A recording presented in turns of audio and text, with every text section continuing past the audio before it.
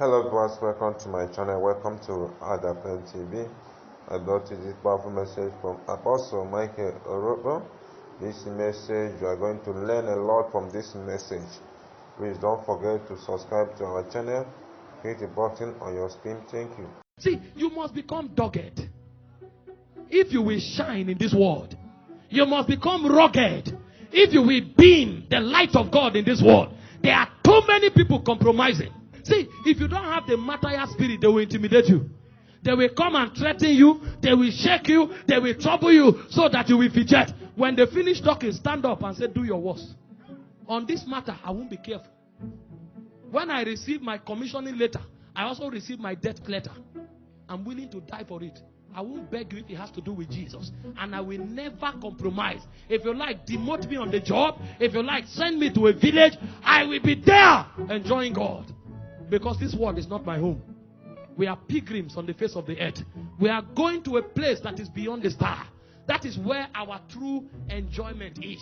And so you will not use anything in time to intimidate me.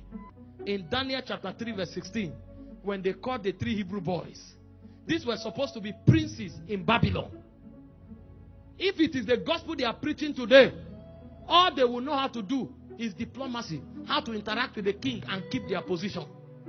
That's what they teach in church today. We teach principles of craftiness, treachery. Relationships are not even real anymore. Because people are taught how to greet you. Somebody will write a letter or write you a message. And there are some who are genuine. I'm not being pessimistic. But even the things they write, they are taught to write so. God's servant, I just want you to know that I love you. I appreciate you from the depth of my heart. And I don't take for granted what God is doing in your life. That same person will sit tomorrow with somebody and gossip you. And so what he's writing, he's mentored to write it. He doesn't know what he's saying. Because we have been taught how to doctor relationship. This is what they teach in business school. How to win the confidence of your business partners. And that's what we have brought into the hallowed assembly of God. But you see, there are people who can forgo their best relationships if it comes in line with their faith. And when these princes of Babylon were confronted with choosing worship of their God and that of Nebuchadnezzar, they said, "O king, we will not be careful to answer you in this matter." There is a realm where diplomacy stops. If we are talking about matters of Babylon and state, we can address you and relate to you in diplomacy. But if it has to challenge our conviction, we are not careful to answer you in this matter. Do your worst. If it is that image, we will not bow. Is it the Christianity of today? A professor who teaches young people, who is supposed to be the first example of society, a professor comes to dictate a lie and call it a national election result. They know how corrupt the system is that they don't even go for ordinary people. They go for the people that you feel should have credibility. And an old professor walks up after studying for more than 15 to 20 years and lecturing for more than 35 years. There's no character. There's no value. They bring few dollars and the leg is shaking. And he comes to speak English. This is 210. Is that the result that came from the field? And he will introduce himself as Barnabas. Do you know who Barnabas is? Do you know Barnabas?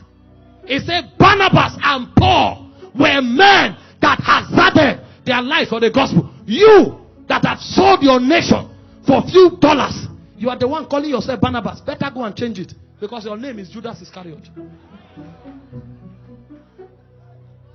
Shameless men all over the place. Old men that should be an example. According to patterns of scripture, Paul said the older men are supposed to teach us values. The older women are supposed to teach values to the younger ones. But today, what a shame. You'll see old men lying on national television.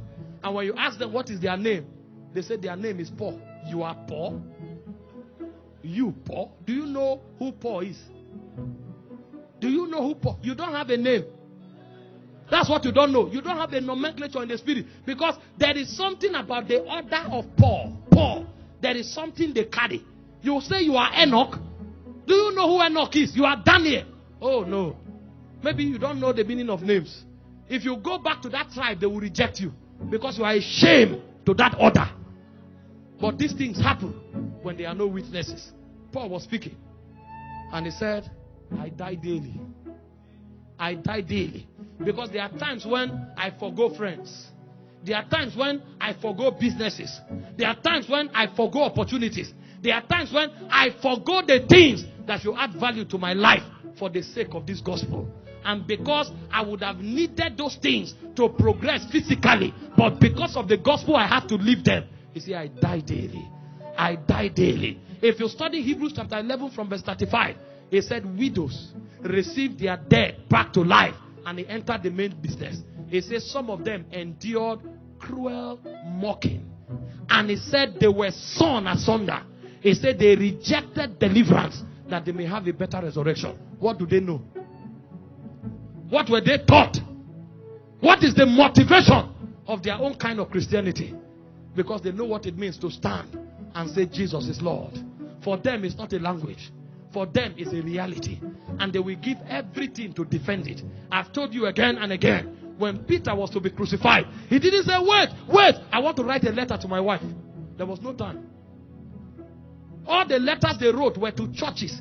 They were overwhelmed by this truth. Overwhelmed that you have to remind them of their personal things. Peter was married with children. But Peter was more passionate about the church in Galatia, about the church in Cappadocia. Those were the burdens of his spirit. And when they wanted to crucify him, he said, please, when you crucify me, don't face me up. I'm not worthy to be faced up. He said, turn me upside down. I can't be the way my master was. What did this man know?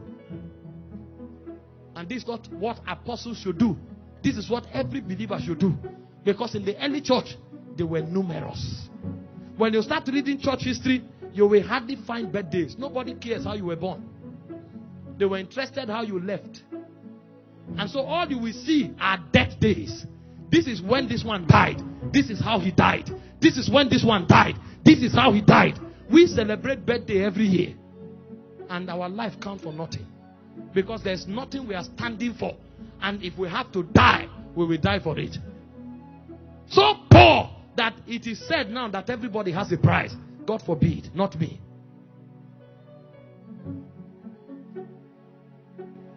A witness is a martyr. A witness may not be an apostle. He may not be a prophet. But every witness is a martyr. Paul was speaking. He said, what shall separate us from the love of God? The guy came to a point where he was troubleshooting himself. Is there anything on earth that is so precious? He said, is it trial? Is it death? Is it height? Is it depth? Is it pains? Is it nakedness? What is that thing that can separate me from the love of God? He said, there's nothing. That's a martyr. Everyone listening to me, something will come upon your life. And if the whole Nigeria decides to compromise, you will stand. And if you have compromised before, the grace to stand going forward, receive it now.